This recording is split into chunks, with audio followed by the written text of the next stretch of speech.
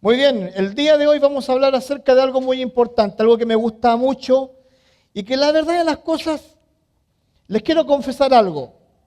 Cuando me puse a estudiar la palabra de Dios referente a este capítulo de la Biblia, me llamó la atención un pequeño detalle. Lo que vamos a ver es la conclusión de algo. ¿A cuánto les gusta cuando le hacen un spoiler? ¿Usted sabe lo que es un spoiler? Cuando le cuentan el final de la película. Cuando viene alguien y usted no ha visto la película y le cuenta el final, no sabe nada. ¿Viste Titanic? A mí me la contaron. ¿Sabe que no hubo nada más terrible que haberme contado el Titanic? Llego yo, me preparo con mi esposa, vamos a ir al cine. Estamos hablando de algunos años atrás, ¿no? Vamos a ir al cine y viene una persona y me dice, no sabéis nada, Leonardo DiCaprio se muere congelado. Y yo digo, es que no la he visto, mañana voy a ver, tengo las entradas. Uy, lo siento, pero muere congelado y no sabéis nada. ¿Qué? Lo más terrible de todo esto es que no solamente muere congelado, que ella se salva. Rose se salva y Jack muere. Imagínense cómo me sentía yo.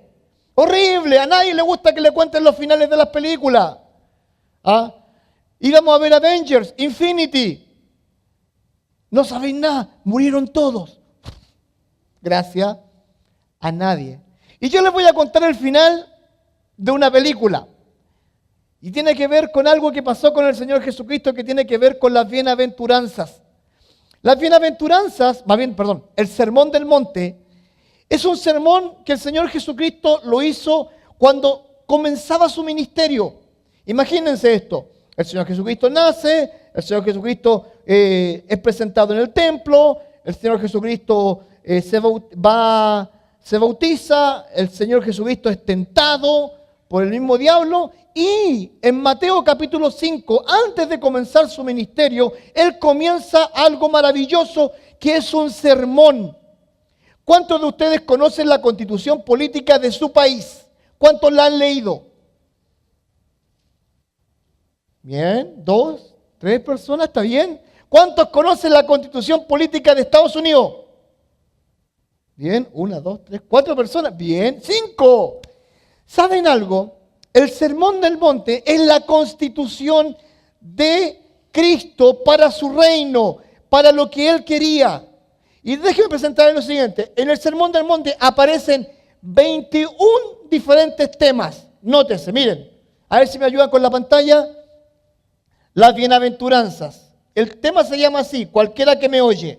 Las bienaventuranzas, la sal de la tierra, la luz del mundo, Jesús y la ley, Jesús y la ira, Jesús y el adulterio, Jesús y el divorcio, Jesús y los juramentos, el amor hacia los enemigos, Jesús y la ofrenda, Jesús y la oración, Jesús y el ayuno, tesoros en el cielo, la lámpara del cuerpo, Dios y las riquezas, el afán y las ansiedades, el juzgar a los demás, la oración, la regla de oro, la puerta estrecha y por sus frutos los conoceréis.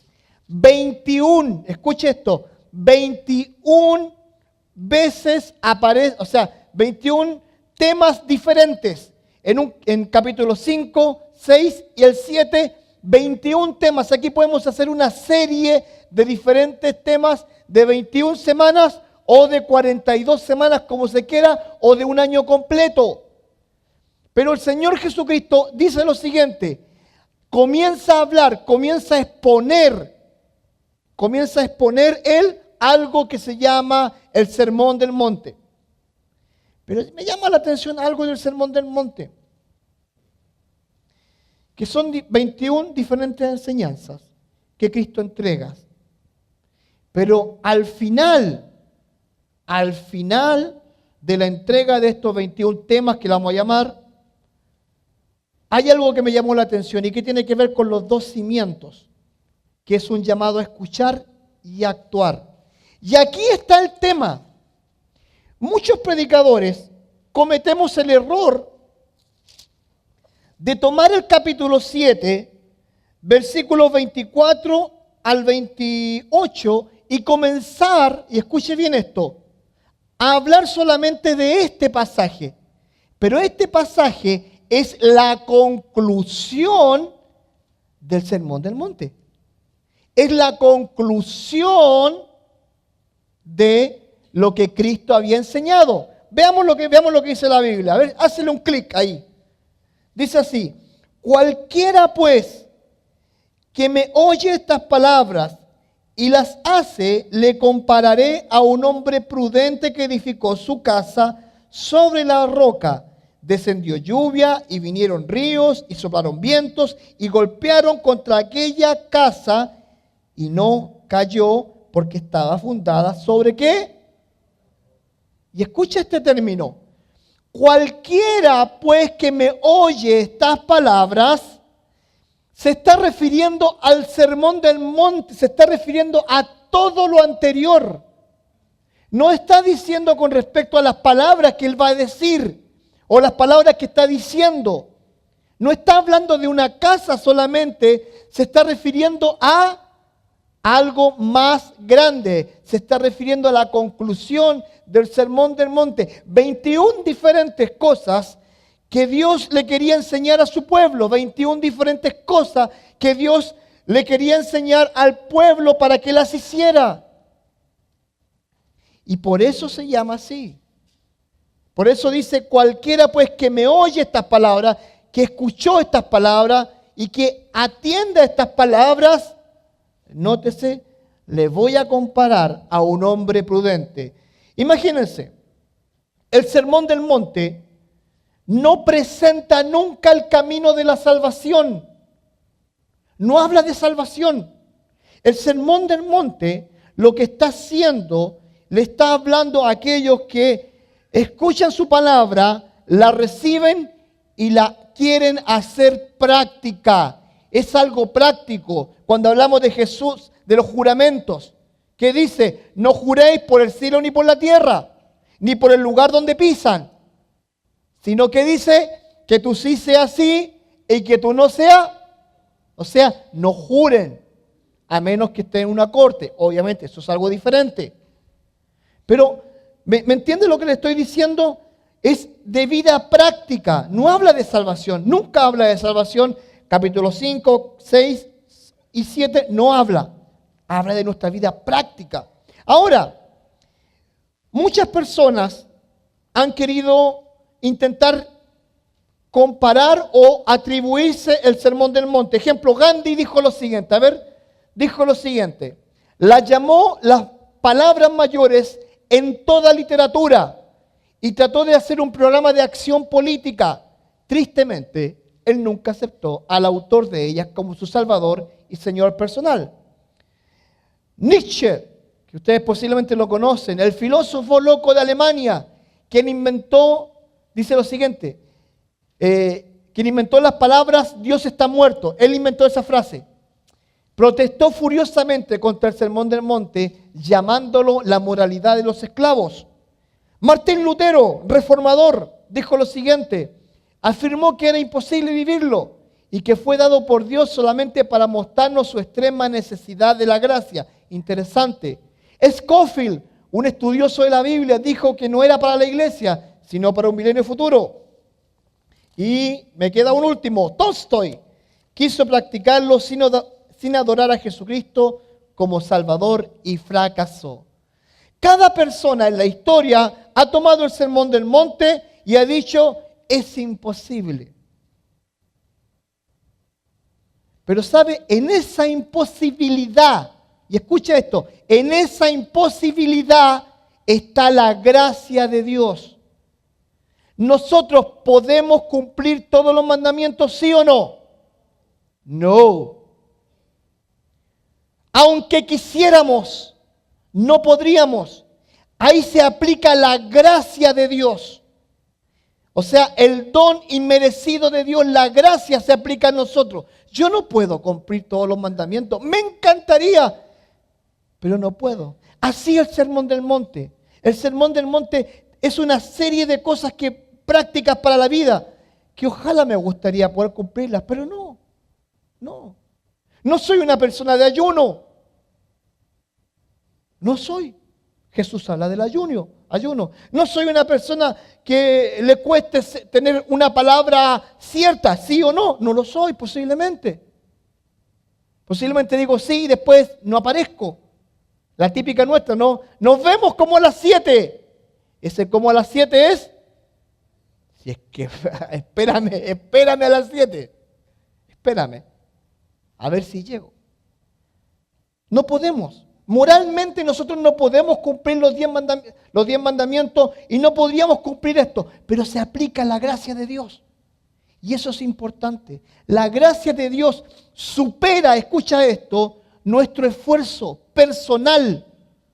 Nos supera. La gracia de Dios es mayor, es más abundante, es extrema. Me encanta esa frase, extrema gracia. Porque la gracia de Dios se aplica en nuestras vidas. Siempre.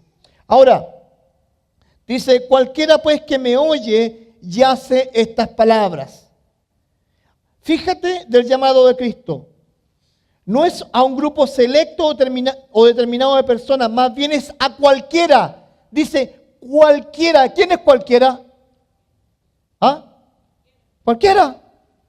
No está diciendo, esto es para los sacerdotes, esto es para gente buena, esto es para gente intelectualmente superior. Está diciendo cualquiera.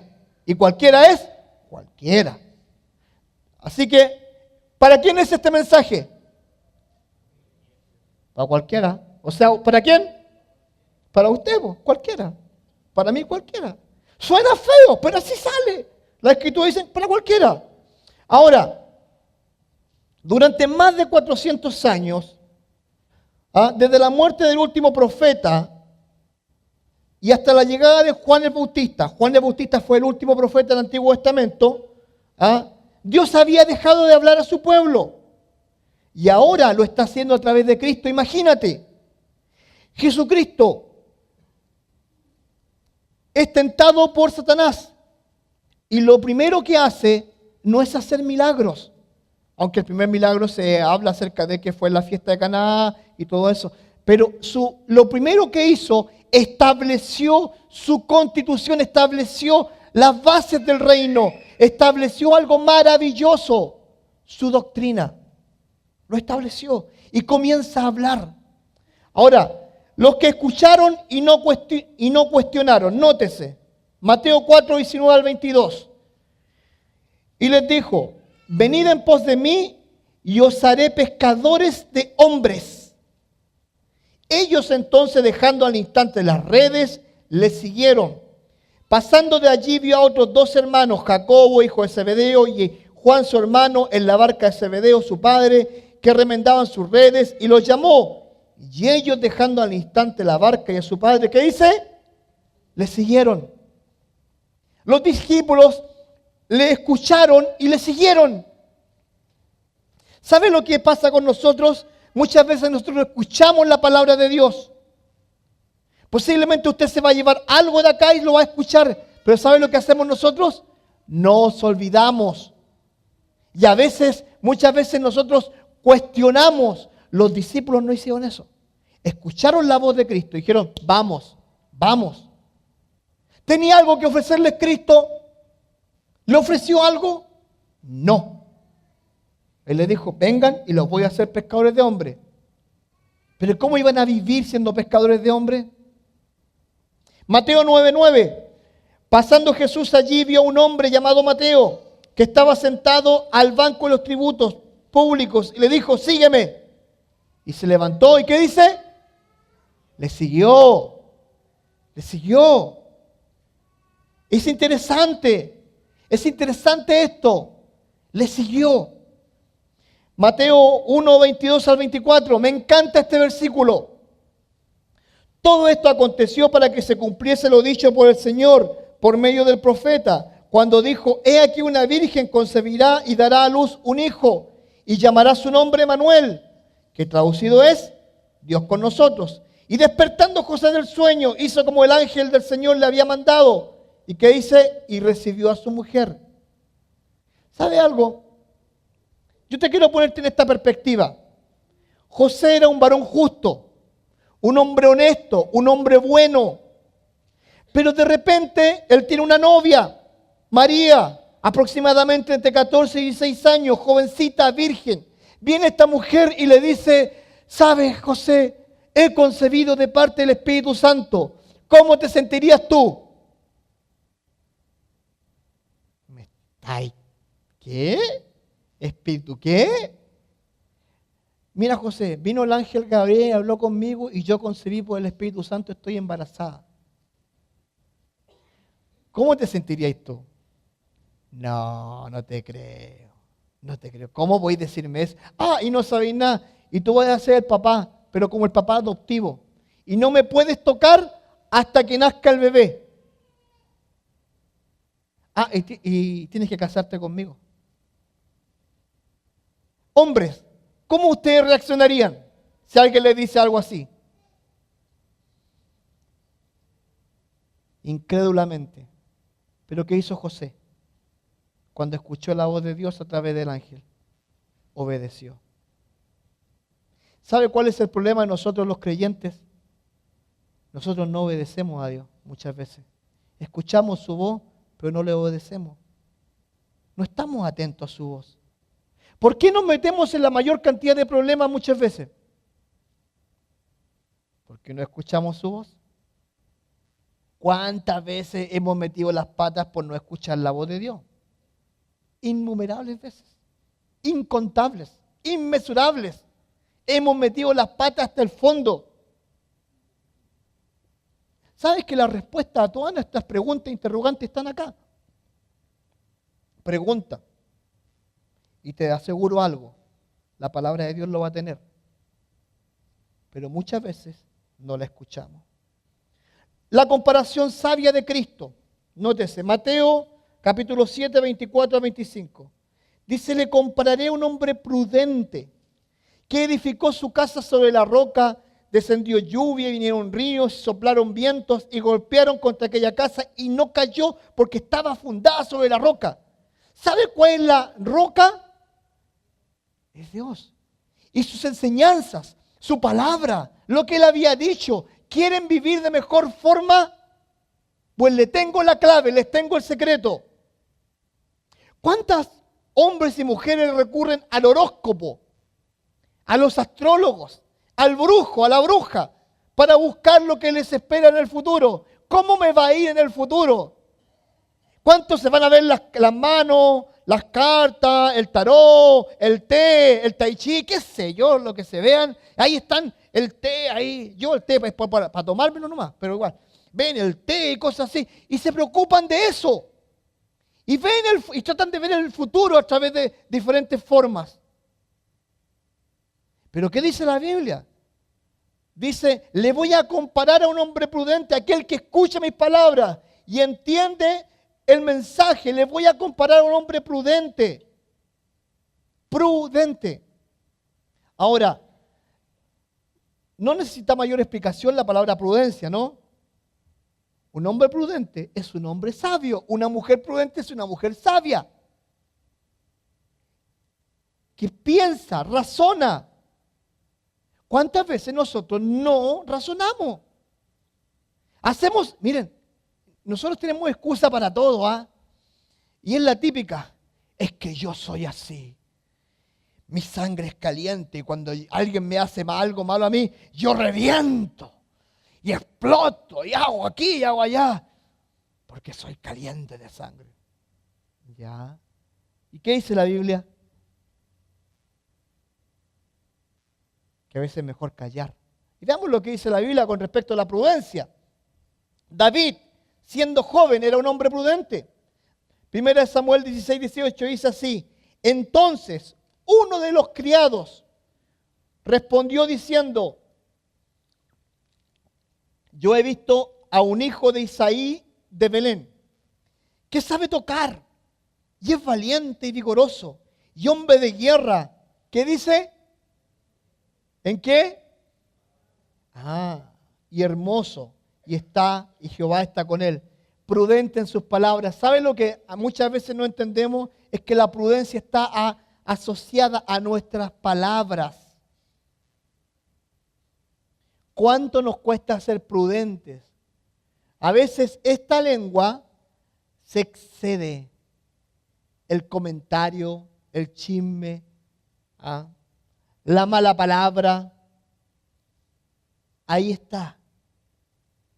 ¿Y sabe algo? Es triste. Es triste cuando nosotros nos califican por nuestra lengua. Y algunos, lamentablemente, tienen un pequeño problema, que si se llegan a morder la lengua, se mueren por todo el veneno que tiene. Y es triste, pero ¿qué debemos hacer? Ser prudentes, porque la prudencia está asociada a las palabras. Segundo, quienes sirven a Dios deben ser prudentes. Dice 1 Timoteo 3:2, pero es necesario que el obispo, el pastor, sea irreprensible, marido de una sola mujer, sabio, prudente, decoroso, hospedador, apto para enseñar, prudente. ¿Prudente en qué? En todo, sí, en todo. 3 cosas los pastores no deben hacer. Número 1, tener cuidado con el dinero. 2, tener cuidado con todo lo que tiene que ver con el tema sexual. Cuidar a tu esposa. Y 3, tener problemas con el orgullo. Esas 3 lecciones son las de un pastor, de un hombre de Dios. Dinero, pasiones y orgullo. Es fácil inflarse como un globo. Es fácil de repente filtrar con una mujer. Es fácil tomar dinero de a donde no debe. ¿Y sabes algo? El hombre de Dios tiene que ser prudente. Hace 3 años cuando comenzamos esta iglesia, comenzamos con $290 en la cuenta, que fue nuestra primera ofrenda. ¿Te acuerdas, Alejandra, que levantamos la ofrenda ahí en mi casa para abrir la cuenta de banco? Eso levantamos. ¿Y sabes qué? Una de mis mayores preocupaciones siempre ha sido cuidar las finanzas de la iglesia. Y hoy, después de 3 años, gracias al Señor, tenemos un contador, tenemos un administrador, y yo estoy fuera de todo eso. ¿Tú sabes lo que la alegría que me da a mí, la tranquilidad? Porque eso no me corresponde a mí. Prudente. Hace unos años atrás, unos 2 o 3 años atrás, un amigo mío que vende casas me dice: Francisco, tú podrías agarrar casas muy baratas usando la iglesia. ¿Cómo eso? Sí, me dice, este negocio así. Y yo le digo, me huele a trampa. Me dice, no, pero es que acá hay varios pastores que lo están haciendo. Compran con el nombre de la iglesia, como es sin fines de lucro, pero queda para ellos. Eso se llama robo, evasión de impuestos. Por eso te digo, el hombre de Dios tiene que ser prudente. Si no es prudente, no merece estar en un púlpito. El día que su pastor caiga, y espero que no, que Dios me dé sabiduría y que llegue a la edad del hermano James Parsons, sirviéndole a Dios con todo, lo primero que deben hacer es tomarme y dejarme afuera. ¿Me entiende? Porque un hombre de Dios que peca no merece estar en este lugar. Porque este lugar es un lugar santo. Y si yo pisoteo este lugar santo, tengan todo el derecho a sacarme de una ala de este lugar. Amén. Porque así tiene que ser. Y te digo una cosa, cada domingo que yo voy a predicar, yo estoy con un terror tremendo. Y no porque tenga miedo a la audiencia, sino porque Dios es mi principal testigo.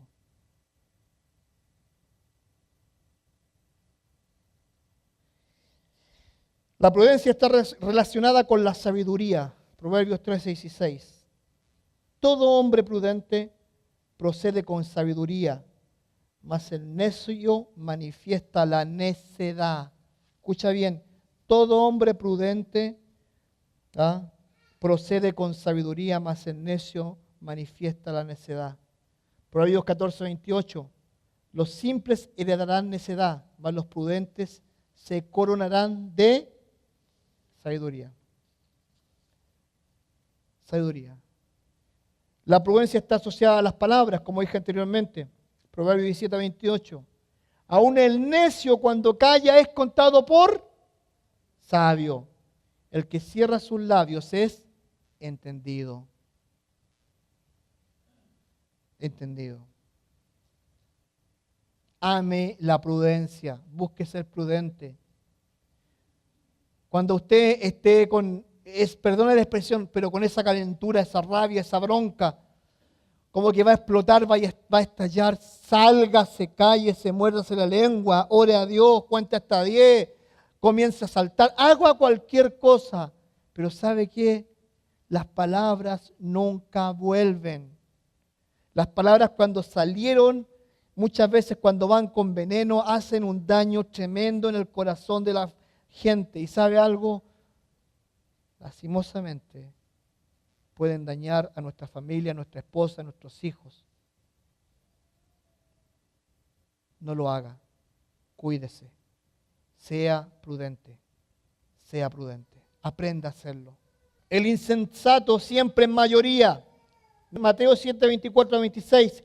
Pero cualquiera que me oye estas palabras y no las hace, le voy a comparar a un hombre insensato que edificó su casa sobre la arena y descendió lluvia y vinieron ríos y soplaron viento y dieron con ímpetu contra aquella casa y cayó y fue grande su ruina. El necio, o sea, en pocas palabras, el insensato siempre en mayoría, siempre. Sabe que el mundo está lleno de tontos, de necios, de cabezas duras. Y el necio siempre va a negar la existencia de Dios. ¿Usted sabe cuál es la mejor forma de borrar la parte moral de un hombre o de una mujer? Negando a Dios. Dice la Biblia en Proverbios 14:1.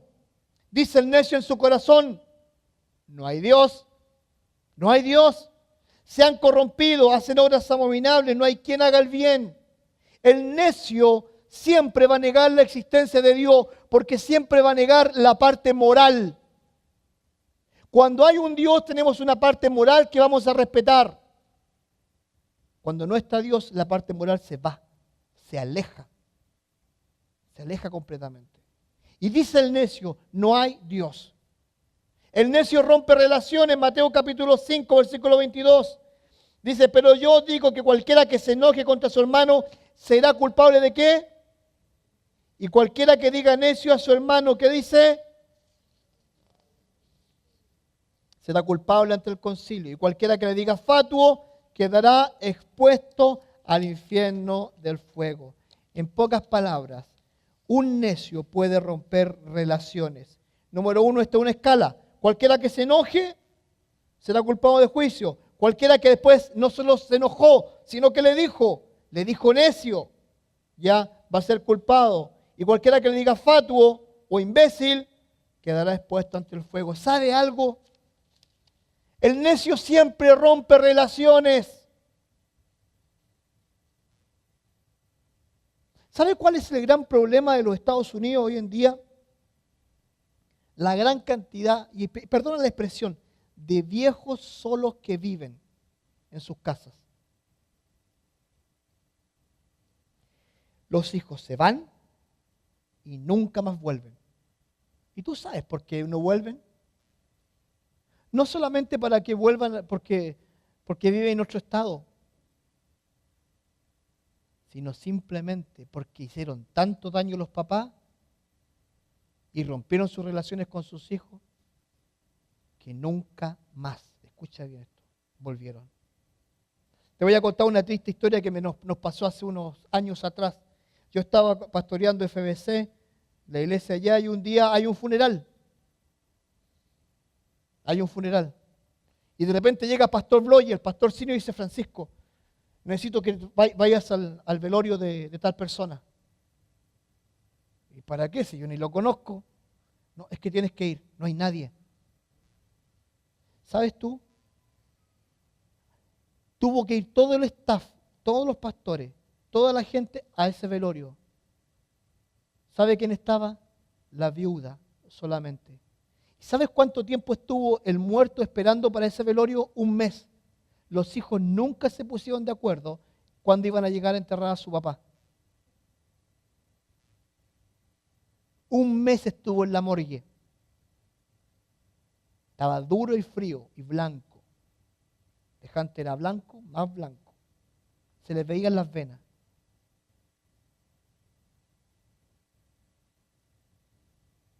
¿Sabe por qué? Porque se rompen relaciones. Nunca se piden perdón. El daño que uno haga con las palabras te va a pasar la cuenta tarde o temprano. Tarde o temprano. Te hago una pregunta. ¿Cómo están tus relaciones verbales con la gente cercana a ti? ¿Cómo están? ¿Cómo tratas a tu esposa? Bruja, la vieja, la fea. Ay, Señor, es lo que me tocó. Es lo que había. Para no quedar solo me casé con ella. Eso lo diría mi esposa de mía. Se lo aseguro. ¿Cómo tratas tú a tu esposo? ¿Cómo lo tratas? ¿Cómo tratan a sus hijos? Las suegras, ¿cómo tratan a sus yernos? Gracias a Dios, mi suegra me trata bien. Me cuida. ¿Cómo se tratan? ¿Cómo son sus relaciones con sus jefes en la fábrica? ¿Cómo son? ¿Ustedes son un puente de bendición o son un camino de destrucción? ¿Qué es lo que son ustedes? ¿Qué son? A veces somos un camino de destrucción. El necio se olvida de Dios. Mira lo que dice la Escritura, Oseas 4:6. Mi pueblo fue destruido. ¿Por qué? Le faltó conocimiento. Por cuanto desechaste el conocimiento, yo te echaré del sacerdocio, porque olvidaste ¿qué? La ley de tu Dios. Porque yo también me olvidaré de tus hijos. ¿Te das cuenta? ¿Te das cuenta qué importante es Dios en nuestras relaciones? Es importantísimo. Darle un espacio a Dios en tu vida, pero que no sea en una esquina, que sea en el centro de tu vida. Dale un espacio, porque Dios tiene que tener el centro de tu vida, tiene que estar allí. No es fácil, porque estamos acostumbrados a ser nosotros el centro de nuestras vidas. A veces es el televisor el centro de nuestras vidas. Está ahí prendido, a veces está horas y horas prendido y no estamos ni viéndola. Mi pueblo fue destruido porque le faltó el conocimiento. El insensato destruye todo lo que tiene a su lado. Todo.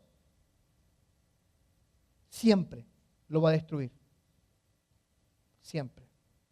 Yo te quiero animarte a ti, a que tú puedas considerar y tomar esta pesa, tomar esta enseñanza y pesarla y decir, bueno, las palabras de Cristo, el Sermón del Monte me enseñan esto. ¿Lo estoy cumpliendo? ¿Estoy haciéndolo? ¿Me estoy esforzando? Si toma el capítulo 5, 6, 7, comienza a disfrutar esas palabras, porque son las enseñanzas puras de Cristo. No hay un mensaje más directo que ese. No hay un mensaje más fijo que ese. Es un target, eso es algo que va ahí, al hueso. Porque es para nosotros, para nuestras vidas.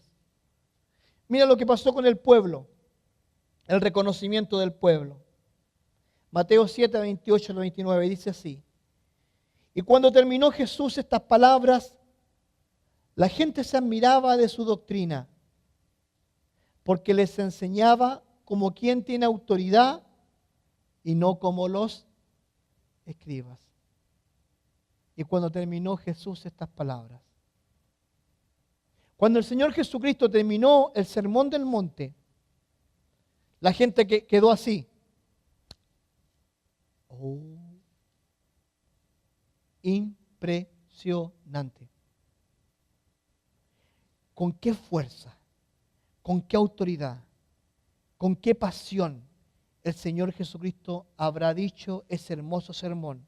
No sé cuántas horas se demoró, no sé cuánto tiempo ocupó, pero la gente que estaba alrededor de Cristo dice que en ese momento ellos se dieron cuenta de que no era cualquier persona, de que no era solamente José, el hijo del carpintero, no era solamente el hijo de la que supuestamente fue concebido por el Espíritu Santo, no, era más allá.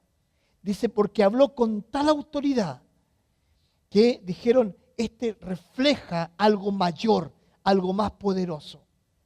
Yo te puedo hacer una pregunta a ti. La gente de a tu alrededor, ¿cómo te mira a ti? ¿Cómo te toma a ti?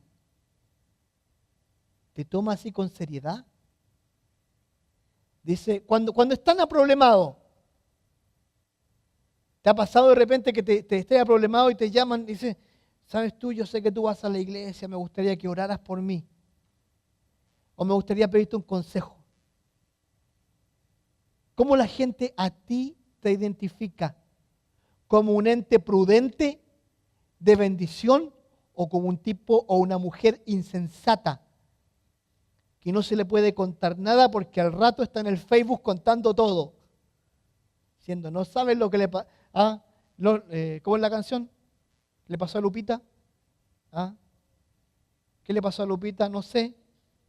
Ahí está, en el Facebook, lo notamos. Ya se acordaron de la canción, ya.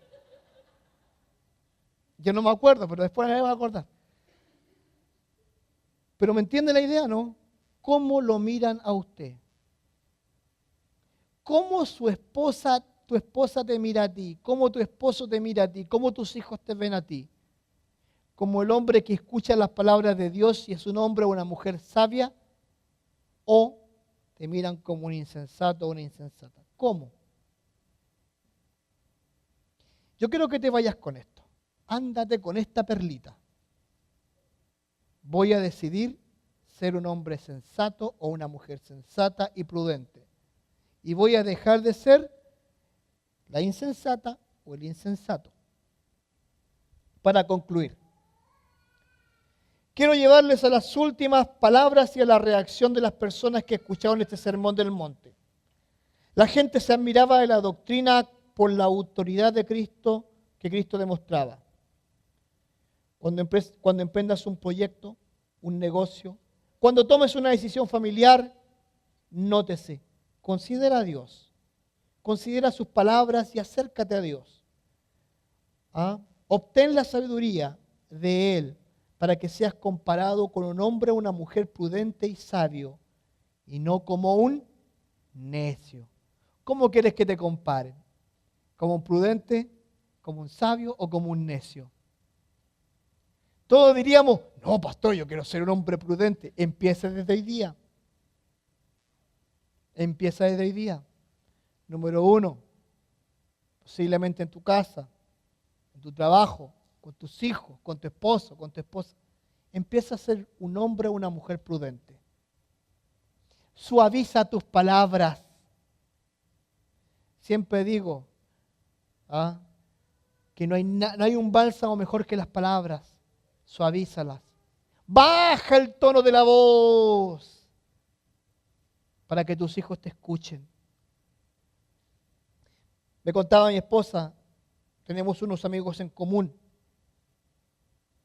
que lamentablemente el esposo tiene un trabajo bastante estresante. Y él vive gritándole a sus hijos, a sus hijas, son todas mujeres. Y se dio cuenta esta semana él de que la niña menor, cuando él se enoja, ella desaparece. ¿Y sabe lo que hace? Se va a meter a un escondite para no escuchar a su papá cuando se enoja.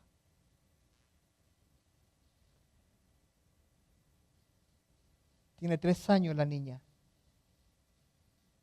Y mira a su papá de esa forma. ¿Cómo te miran a ti?